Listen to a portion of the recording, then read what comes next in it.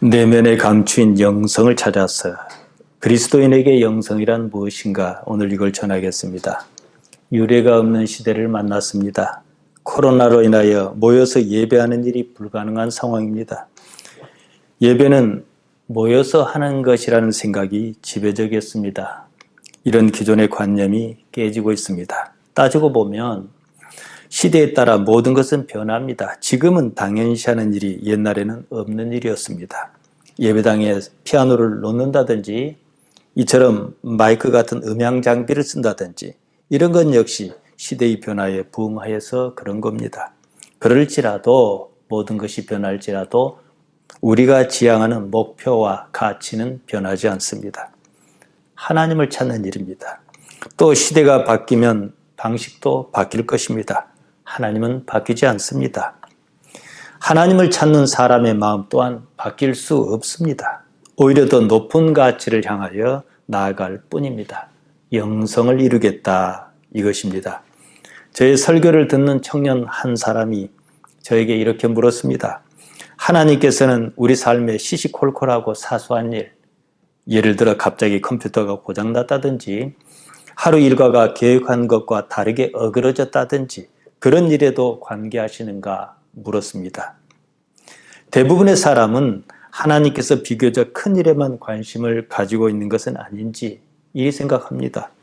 물론 시시콜콜한 일은 우리가 임의로 판단하고 처리할 수 있습니다.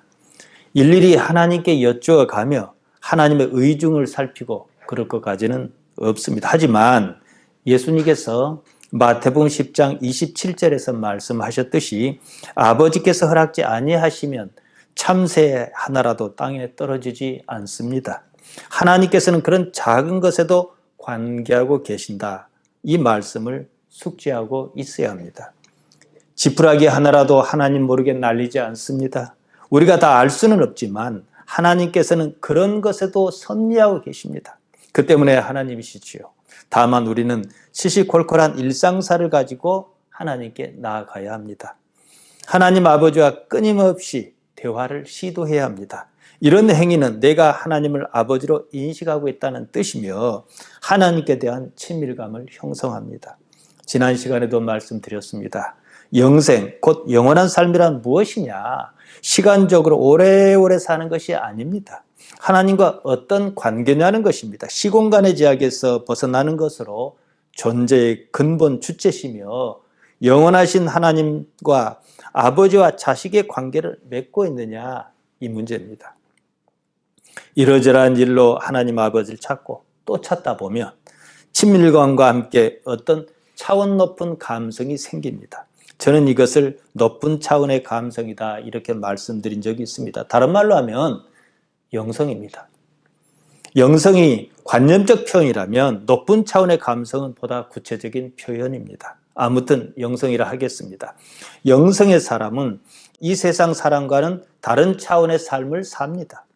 육체를 가지고 살 때 육체가 단지 사용의 대상이라고 생각합니다. 궁극적으로 육체의 지배에서 벗어난 삶을 지향합니다. 사도행전의 제자가 그랬습니다. 신령스러운 삶이었습니다. 신령스럽다는 말은 영성을 갖추었다 이 뜻입니다. 청년이 저의 설교를 깊이 듣고 이렇게 답하였습니다. 참 신기하다는 거예요. 하나님 아니면 못할 것 같은 상황을 겪고 나니 마음이 편해졌다 그랬습니다. 상황이 나아졌다거나 그런 것은 없는데 말이지요. 세상 일에 집착하는 마음을 의식했다고 했습니다. 그러면서 하나님과 더욱 깊은 관계를 맺도록 기도해달라 그랬습니다. 청년이 이제 하나님을 아는, 지각하는, 알아차리는 영성의 문턱을 넘어선 것입니다. 저는 청년에게 참으로 아름다운 질문이었다고 대답했습니다. 영성이란 말은 국어사전에서 보면 신령스러운 품성이나 성질을 말한다고 나와 있습니다. 영성은 단순하게 말하여 영적 지향성을 말합니다. 하나님께서는 영이십니다. 영으로 계신다 이 말입니다. 제가 이것을 여러 차례 말씀드렸습니다. 또다시 말씀드립니다. 요한복음 4장 24절입니다. 하나님께서는 영이시니 예배하는 자가 영과 사실로 예배할지니라. 원문을 보면 이랬습니다. 푸뉴마우데오스, 영이신 하나님. 카이투스 프로스 퀴는타 사우톤. 그러므로 그에게 나아가는 예배하는 자는 엔 푸니마티 카이 알레데이아 데이 프로스큐네인 영과 사실로 하나님께 나아갈 것이니라. 진리라고 번역한 말 알레데이아입니다. 다른 뜻 아닙니다. 그냥 사실입니다. 이 말씀을 단순히 보면 푸니마오 데오스, 하나님께서는 영이시다, 푸니마시다. 그러니까 하나님께 예배하려거든, 나아가려거든 그 사람 역시 영으로 나아가야 한다. 여기다 진리라고 번역한 말, 조금 전에 말씀드린 알레데이아가 하나 더 붙었습니다. 우리는 진리라고 하면 무슨 불변의 이치 같은 걸 생각합니다. 거짓이 아닌 것, 사실을 말합니다. 요한복음 14장 7절에서 보면 성령을 가리켜 뭐라 했느냐? 진리의 영이다 그랬습니다. 원문 그대로 보면 푸니마 테스 알레데이아입니다. 앞서 요한복음 4장 24절에 나오는 푸니마호 데오스 똑같은 말입니다. 호나 테스는 같은 말을 상황에 따라 다르게 쓴 관사입니다. 똑같은 단어입니다. 우리말에서는 주격조사 얻는 이가와 같은 거예요. 스승님은, 어머니는, 동생이, 내가 이렇게 말하지 않습니까? 이럴 때 얻는 이가는 말만 다르지 같은 겁니다. 한편 알레데이아는 푸뉴마의 특성을 강조한 말입니다. 하나님께서는 원래부터 사실 그대로이시기 때문에 굳이 사실이란 말을 붙일 이유가 없습니다. 사람은 그렇지 않습니다. 거짓을 없이 해야만 합니다. 참고로 성령이나 영이나 똑같은 말입니다. 요한복음 3장 5절에서 보면 예수님께서 니고데모에게 하신 말씀이 나옵니다. 진실로 진실로 내게 이르노니 사람이 물과 성령으로 나지 아니하면 하나님의 나라에 들어갈 수 없느니라 그러셨습니다. 여기서 물과 성령으로, 휘도로와 푸뉴마로, 물과 영으로 이 말이지요. 또 요한복음 1장 32절에서도 보면 성령이 비둘기같이 하늘로서 내려왔다 그랬습니다. 성령이라고 번역한 말 푸뉴마입니다. 우리말에서는 영을 보다 강조하거나 하나님의 영을 특별히 가리킬 때 성령이라고 할 뿐입니다. 다만 성령이라고 하면 하나님께 한정하고 영이라고 하면 하나님에게도 쓰이고 사람에게도 쓰이고 두루 쓰이지요. 하나님께서는 원래부터 영으로 계셨습니다. 그 자체가 사실 알레데이아입니다. 사람은 그 자신에게서 무엇인가 제거해야 한다. 이런 의미가 깔려 있습니다. 무엇을 제거해야겠습니까? 거짓입니다. 그래서 참 사실 알레데이아란 말이 푸니마에 따라붙었습니다. 우리 삶이 사실에 근거해야 한다면 그것은 하나님 때문이어야 한다. 이 말씀입니다. 나아가 산은 산이고 물은 물로 아는 경지에 이르러야 합니다. 다음으로 예배한다는 말입니다. 프로스 퀴네오입니다. 프로스 무엇을 향하여, 퀴네오 내가 움직인다. 하나님을 향하여 나아가는 것, 이게 예배입니다. 이것이 제가 서두에서 말씀드렸던 영적 지향성입니다. 하나님이라고 하는 목표가 있지 않습니까? 이런 특성을 일상화해서 몸에 배게 하는 것이 우리의 신앙입니다. 따라서 영성은 자신이 의식적으로 항상 일정한 대상, 곧 하나님을 의식하고 지향하는가, 이 문제입니다. 그 가운데 하나님을 깨닫는 경지에 이릅니다. 그러면 그 사람이 세상을 어찌 살겠습니까? 그는 육체 가운데 살고 있어도 육체의 지배를 크게 받지 않습니다. 육체의 요구를 들어줄 것은 들어주고 무시할 것은 무시할 줄도 압니다.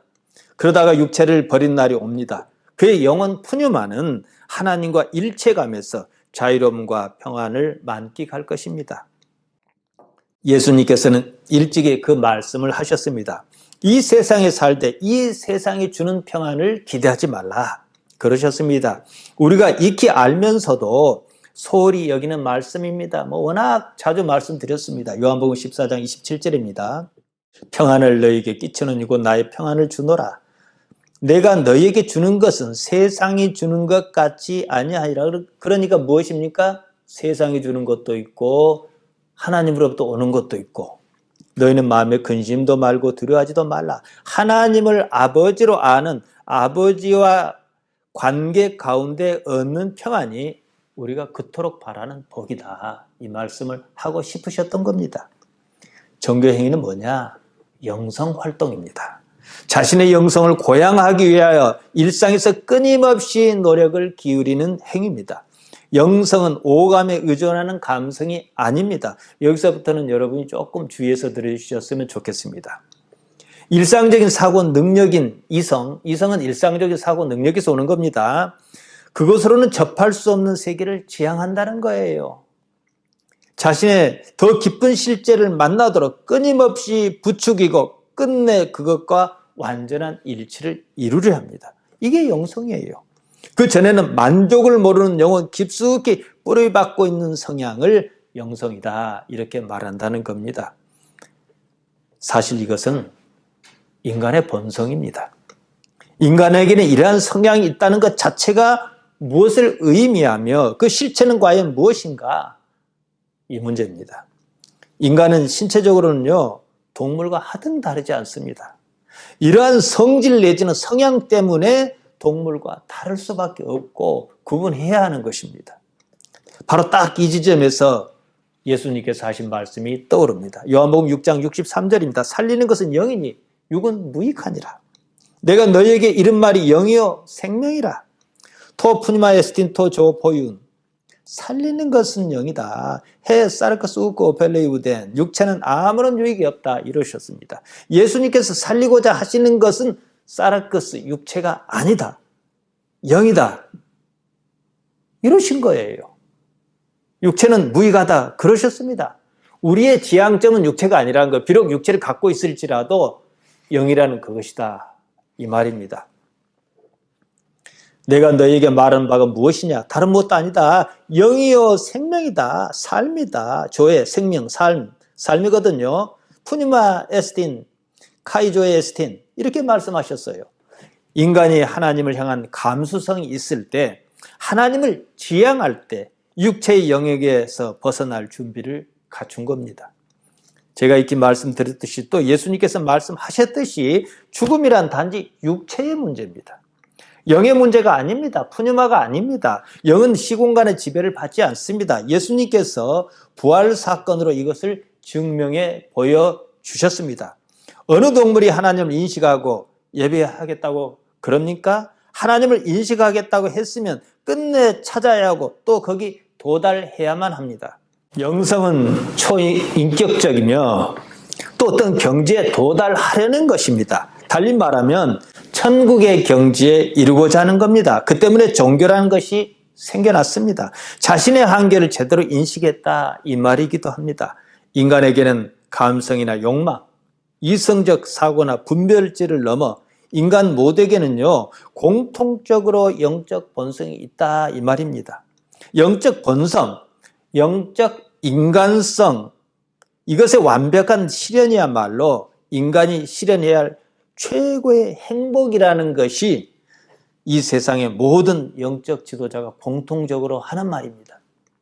물론 거기에 이르는 방식과 목적에 대해서는 강론의 여지가 있습니다. 그 때문에 우리는 예수님이라고 하는 겁니다. 여러분이 예수님께 무엇을 기대하십니까? 이것 아닙니까? 이것이 아니라면 여러분의 신앙은 잘못된 겁니다. 그렇다면 우리 기독신앙에서 영성이란 무엇인가? 이 문제를 따지지 않을 수가 없습니다. 여기에 대한 분명한 정의, 표대가 있어야 흔들리지 않을 것이기 때문입니다. 나에게 영성이 있는가? 이것은 내가 과연 하나님을 지향하는가? 이 문제와 바로 맞닥뜨립니다.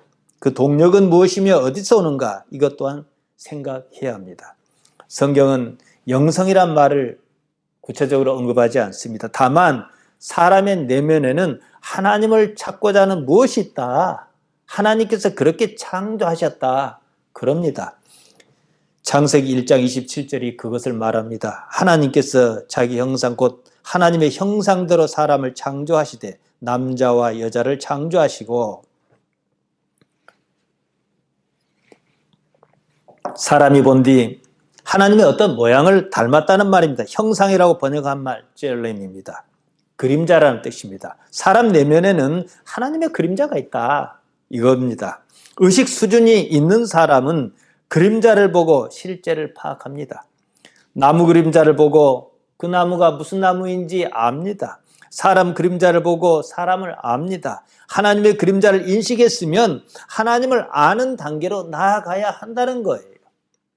하나님을 알아차리려는 의지가 있을 때 영성이 살아난다. 이것입니다. 과연 여러분은 그러려고 하고 있느냐? 이거 생각해야지요.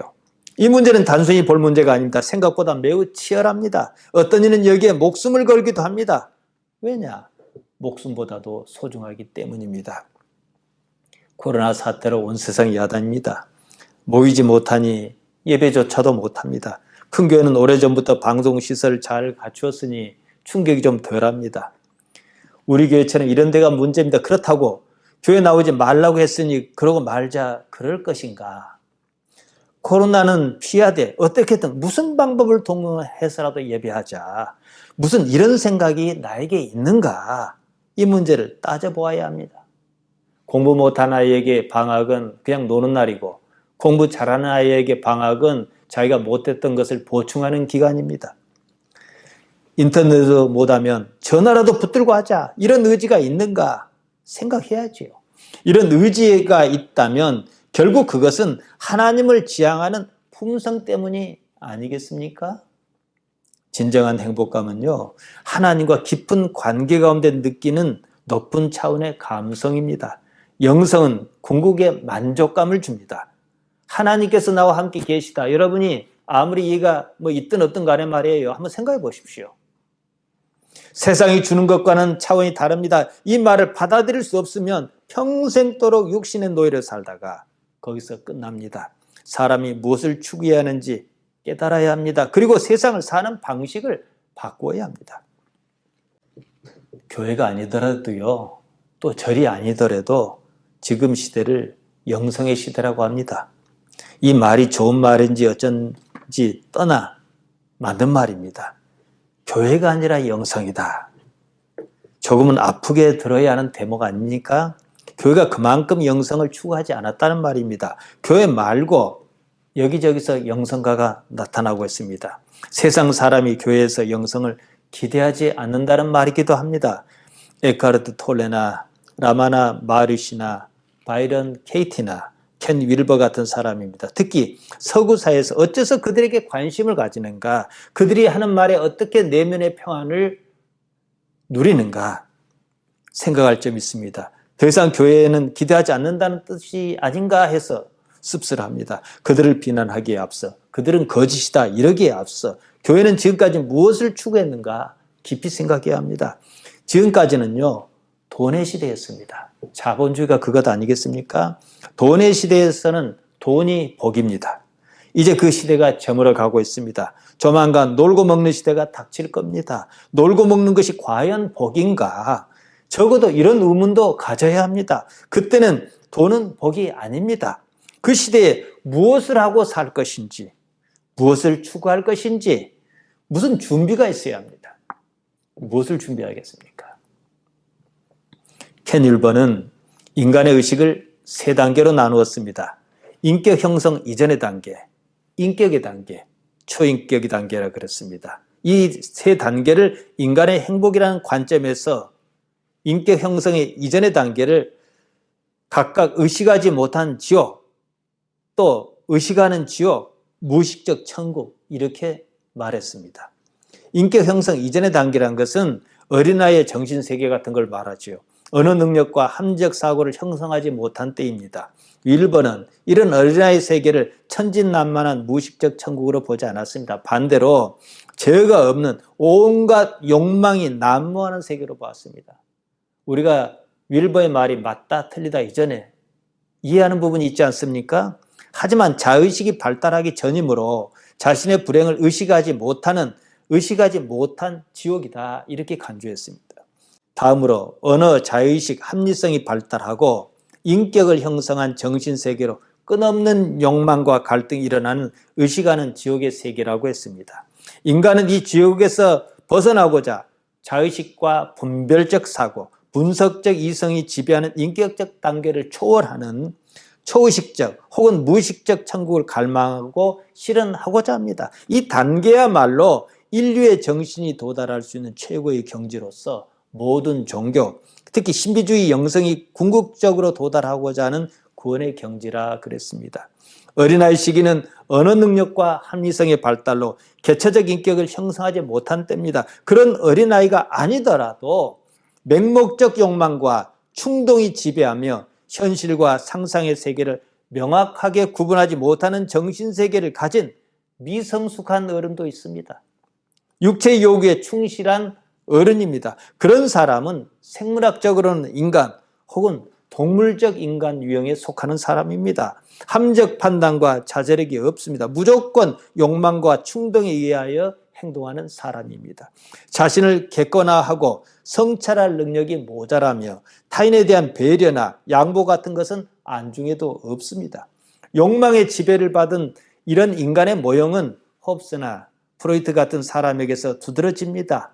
인간은 철저하게 욕망의 지배를 받는 존재다. 그들은 그렇게 봤습니다. 아무리 이성과 합리적 사고가 발달한다 해도 욕망 앞에서는 별 볼 일 없다. 무기력하다. 그랬습니다. 이성은 자기의 이기적 욕망을 억제하거나 교묘하게 합리화하는 도구에 지나지 않으며 인간은 결코 이기적 욕망의 사슬에서 벗어날 수 없다. 그랬습니다. 이런 이해가 찰스 다윈과 리처드 도킨스 같은 사람으로 이어집니다.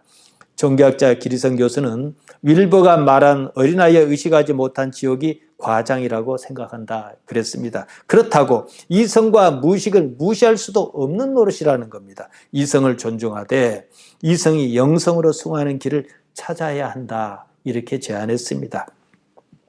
제가 구태여 이런 이야기를 소개하는 이유는 다른 데 있지 않습니다. 그렇다면 하나님은 왜 필요하며 굳이 왜 예수님이어야 하는가? 여러분은 이런 질문을 해야 합니다. 이런 경우 대부분의 기독신앙인은 이리 말합니다. 요한복음 14장 6절을 말합니다. 예수께서 가라사 내가 곧 길이요 진리요 생명이니 나로 말미암지 않고는 아버지께로 올 자가 없느니라. 저는 이 말씀을 고집하지는 않습니다. 이 말씀을 문자적으로 이해하면 얼핏 믿음이 있어 보입니다. 그뿐입니다. 그러면 아브라함과 이삭과 야곱, 모세와 엘리야와 다윗은 또 어떻게 합니까? 이 말씀을 전할 당시를 생각해야 합니다. 그리고 지금 우리가 살고 있는 이 현실에 기술적으로 접목해야 합니다. 기술적이어야 하는 이유는 의미 훼손은 하지 말아야 한다. 이 말입니다. 형식은 중요하지 않습니다. 2017년 5월 5일 이 자리에서 선한목자교회 청년부 집회가 있었습니다. 거기서 왜 예수님이어야 하는가 이 문제를 제가 전했습니다. 예수님의 존재 가치가 무엇이었느냐 이것을 생각하자 그랬습니다. 하나님께 나아가는 가장 쉽고 현실적인 방법이 예수님이시다. 이것을 말씀드렸습니다. 뒤집어서 우리는 예수님의 삶을 통해서 하나님께 나아갈 수 있는가? 우리가 예수님을 따라 살면서 이것을 검증해야 하는 문제입니다. 어디서요? 이 삶에서요. 예수님께서는 하나님께 나아가는 가장 쉽고 효율적인 방법이십니다. 그래서 길이라 말씀하셨던 거예요. 길이요 진리요 생명이다. 다른 말 같지만 하나를 지향합니다. 이것은 당장 우리가 현실 삶에서 챙길 수 있는 구체적인 방법이라는 것입니다. 이 문제는 예수님을 믿는다는 말이 무엇인지 생각하게 합니다. 예수님께서는 우리에게 제자이기를 요구하셨습니다. 적극적으로 따라야 하는 것입니다. 마가복음 8장 34절입니다. 아무든지 나를 따라오려거든 자기를 부인하고 자기 십자가를 지고 나를 좇을 것이니라. 자기를 부인하라. 자기를 없이하라. 이 말씀입니다. 생각해 보십시오. 자기가 없다면 그런 것은 필요하지 않습니다. 그런 것은 생존을 위해서 필요한 것이며 또 아버지께서 보장하신다고 말씀하셨습니다. 내가 구하여야 할 것이 아니라는 사실을 예수님께서도 분명히 하셨습니다. 마태복음 6장 26절입니다. 공중의 새를 보라.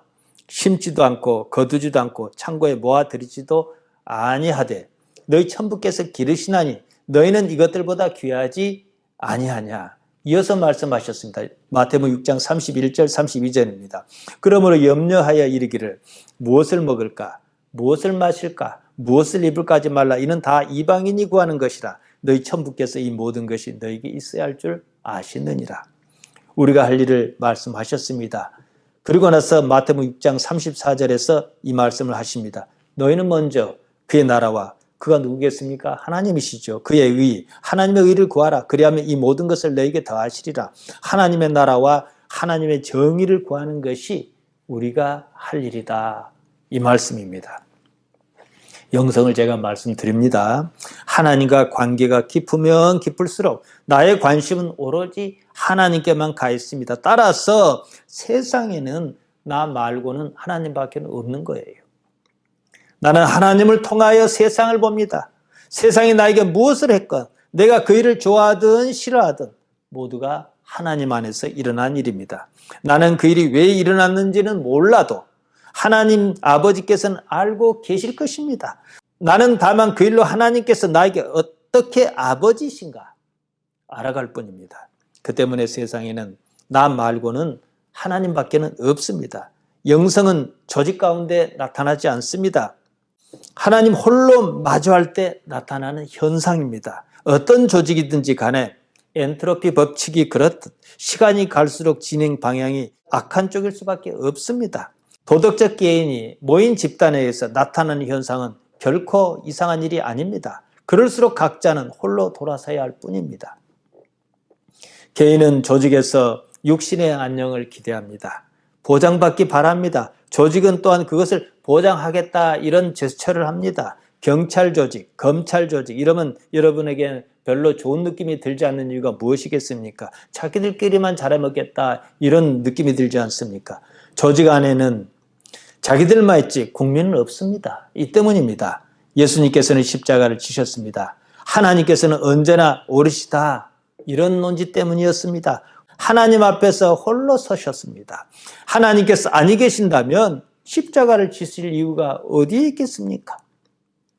하나님께서 그 일에 관계하고 계신다는 사실을 이미 숙지하고 계셨습니다. 십자가 사건은 하나님 문제였습니다. 그 때문이었습니다. 요한복음 16장 10절입니다. 의에 대하여라면 내가 아버지께로 가니 너희가 다시 나를 보지 못하며 제가 지난 시간에도 말씀드리고 자주 말씀드렸습니다. 무엇을 정의라 하냐. 할 일을 다 마쳤으니까 이제 십자가에 달려 죽는 것이다. 이것이 하나님의 정의 디카이오시네다. 이러셨습니다. 이처럼 하나님과 어떤 관계냐에 따라 삶을 바라보는 태도가 완전히 다릅니다. 이것이 삶의 모든 것을 결정합니다. 육체 중심의 삶에서 하나님의 중심의 삶으로 바뀝니다. 예수님의 복음은 이것을 가리킵니다. 예수님께서 분명히 말씀하셨습니다. 살리는 것은 영이다. 육은 무익하다. 이렇습니다. 이것을 믿느냐? 또 그러셨습니다. 요한복음 6장 63절 34절입니다. 살리는 것은 영이니 육은 무익하니라. 내가 너희에게 이른 말이 영이요 생명이라. 그러나 너희 중에 믿지 아니하는 자가 있느니라. 누구겠습니까? 가룟 유다겠지요. 유다는 예수님께서 하시는 말씀을 믿지 않았습니다. 자기를 믿었습니다. 하나님을 믿지 않았습니다. 자기 생각을 믿었습니다. 그 때문이었습니다. 자기 방식대로 자기 길을 갔습니다. 자기 육체가 주는 생각을 믿었습니다. 동물적 인간으로 살다 만 것입니다. 로마서 8장 5절과 6절을 말씀드리면서 마치려고 합니다. 육신을 좇는 자는 육신의 일을, 영을 좇는 자는 영의 일을 생각하나니 육신의 생각은 사망이요 영의 생각은 생명과 평안이니라. 자기 부정이 없는 삶은 잘 살아도 멸망의 삶입니다. 육신의 유혹에 충실한 삶은 동물적 삶입니다. 나는 없다고 살 수 있는가? 하나님께서 계신다면 사실 나는 없어도 큰 문제 없어요. 하나님께서 계신 것 같지 않으니까 내가 살아야 하는 거예요. 이것이 하나님을 지향하는 영성입니다. 이 육신, 사르카스가 죽을 때 무엇이 남겠습니까? 하나님 아버지 말고 또 다른 무엇이 있습니까? 다른 무엇도 중요하지 않습니다. 우리가 하나님을 만나는 유일한 방법은 지금 여기 내 앞에 놓인 이 삶입니다. 여러분이 삶을 사는 이 삶에서 하나님을 찾는가? 하나님 아버지를 지향하는가? 이것을 깊이 생각하기를 바랍니다. 기도하십시다. 하나님 우리 아버지, 모자란 우리를 불러주셨습니다. 하나님의 영광을 보게 하여 주옵소서. 하나님을 평생도록 사모하며 살도록 우리를 지켜주옵소서. 예수님 이름으로 기도하옵나이다. 아멘.